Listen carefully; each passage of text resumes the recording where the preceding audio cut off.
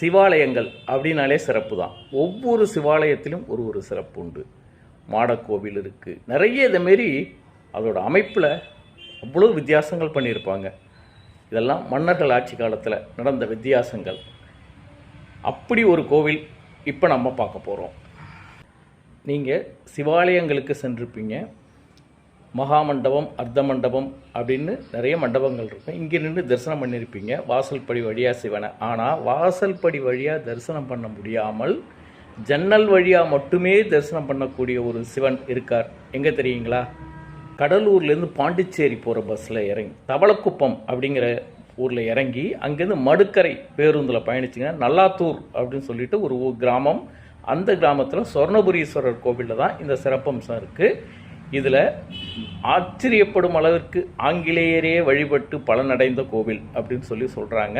அதை பற்றி பார்ப்போம். ஆங்கிலேயர் ஆட்சி காலத்தில் கடலூர் மாவட்டத்தை ஆண்ட தென்னார்காடு, கடலூர் மாவட்டத்தை ஆண்ட கலெக்டர் பக்கோடா அப்படிங்கிற ஒரு ஆங்கிலேயர் இந்த சிவனை வழிபட்டிருக்கார். எதுக்காக வழிபட்டார் தெரியுங்களா? அவருடைய மகனுக்கு பார்வை குறைபாடு இருந்து கண்ணு ரெண்டுமே தெரியாமல் இருந்திருக்கு. இந்த சிவனை வழிபட்டு பார்வை கிடைத்ததாகவும், பார்வை கிடைத்ததோட பிரார்த்தனையின் பலனாக அந்த கோவிலுக்கு ஒரு பெரிய மணி வாங்கி வைத்ததாகவும் வரலாறு சொல்லுது. அந்த மணி இன்றைக்கி அடிச்சிங்கன்னா நீண்ட நாழி அதோட சத்தம் கேட்கும் அப்படின்னு சொல்கிறாங்க. குடும்ப ஒற்றுமைக்காகவும் இந்த கோவிலில் வழிபாடு பண்ணுறாங்க. இது ஒரு சிறப்பு தலமாகவும் இருக்குது.